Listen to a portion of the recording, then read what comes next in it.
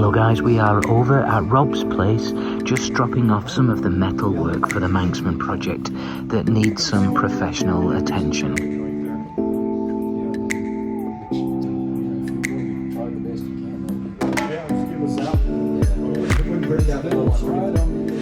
Yeah. They look really good. I think you're a better looking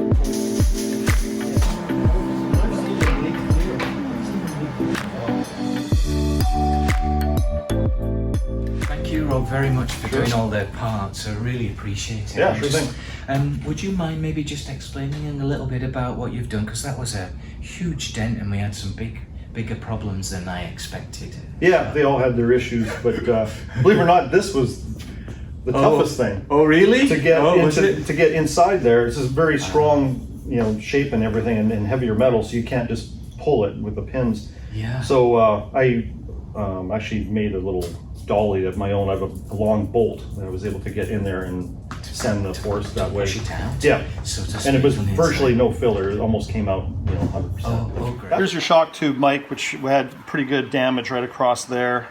This was really the most challenging thing to fix. I couldn't figure out how to get in there properly. I ended up doing this. Someone smarter than me might have a better idea, but I set it right here where I registered the damage to the bottom, and I took this long bolt and kind of created a dolly. I just shaped it a little bit, and I just run it onto the damage and just hit it real hard and eventually I just worked the metal to remove it, so it's to the point now.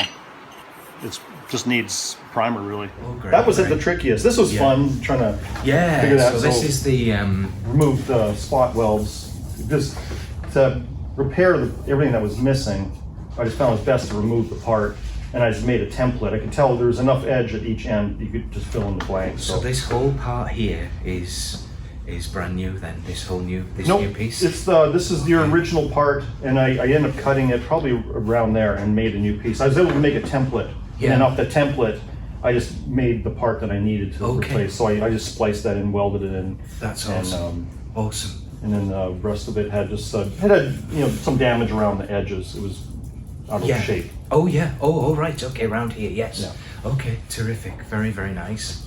Very nice. And then the oil tank as well.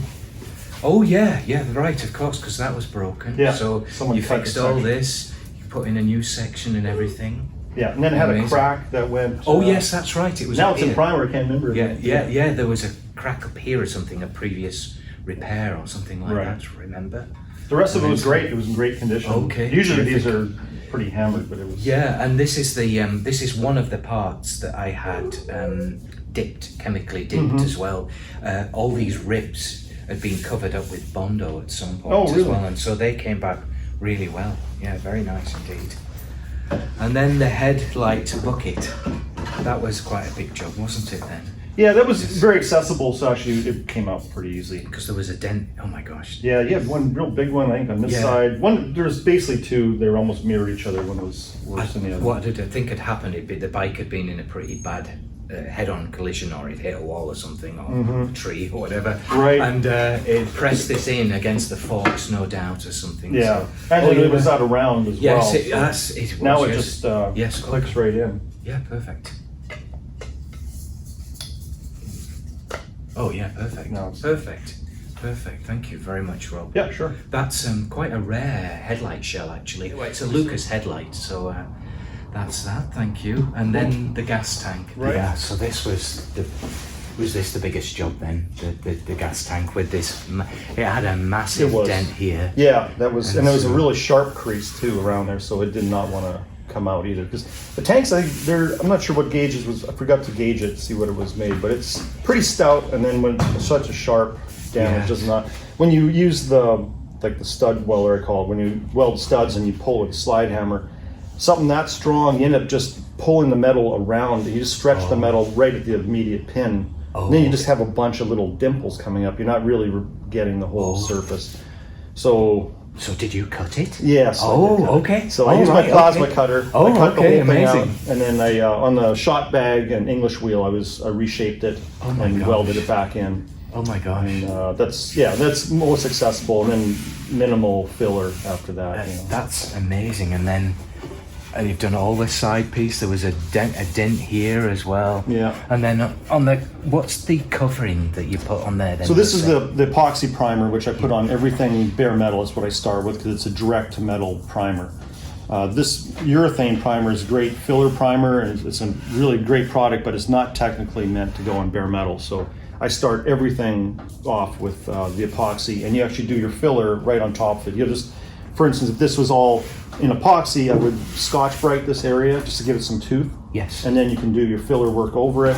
Yes. And I'll reapply epoxy anywhere I burn into the bare metal, and then it's ready at that point for the urethane primer. It looks beautiful. And this will be something this builds really well, and when you block this, you'll remove any imperfections or sins, and then it's ready.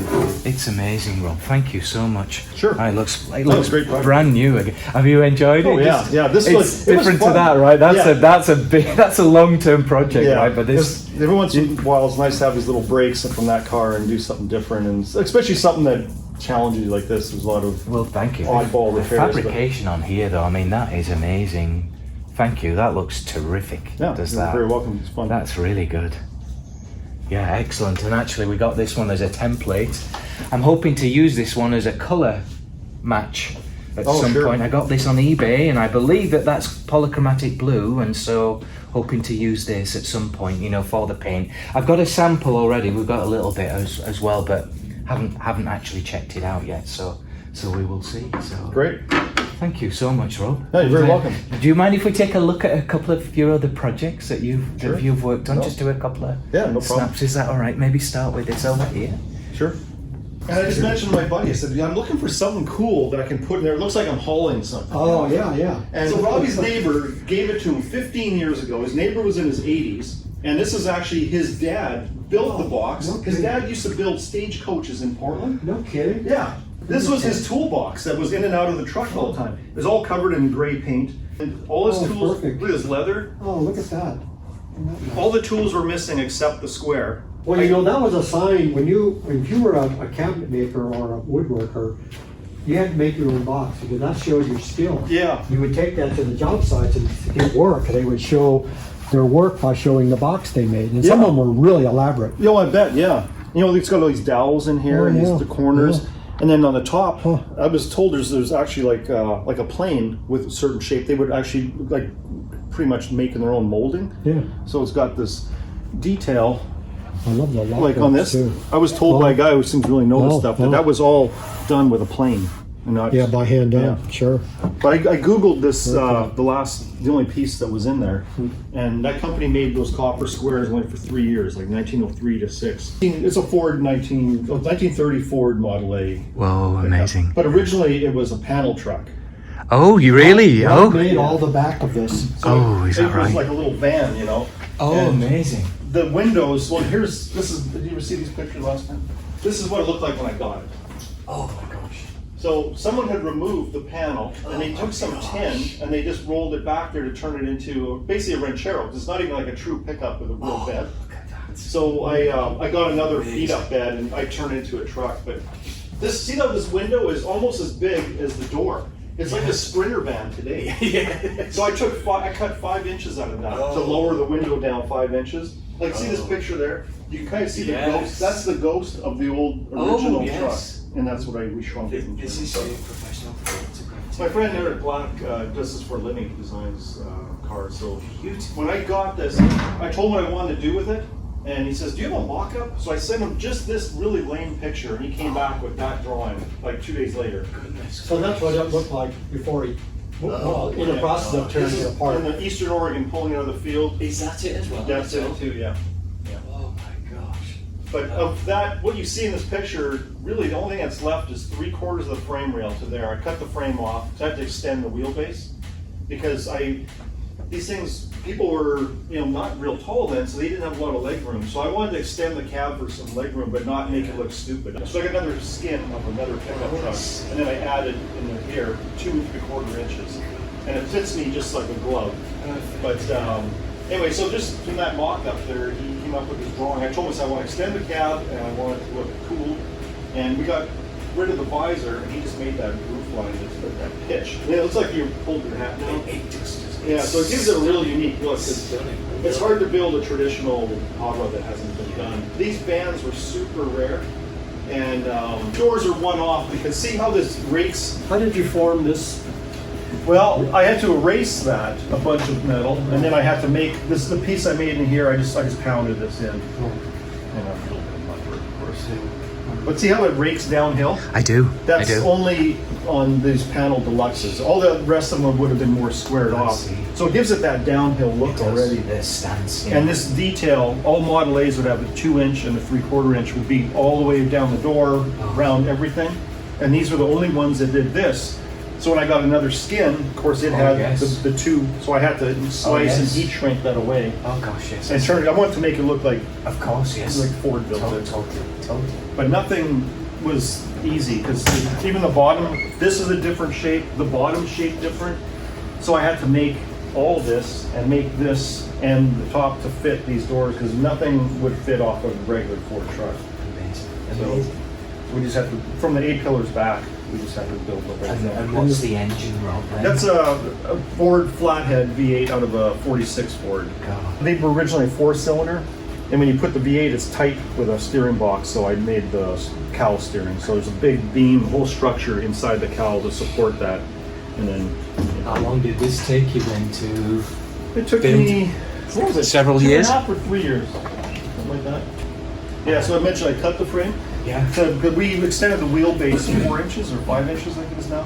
But I cut it here, and then I also brought the frame, so it was just like one long stripe.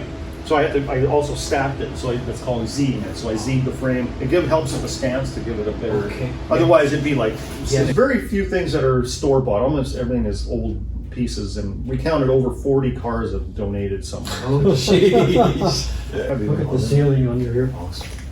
The woodwork. Oh gosh. Oh, that's beautiful.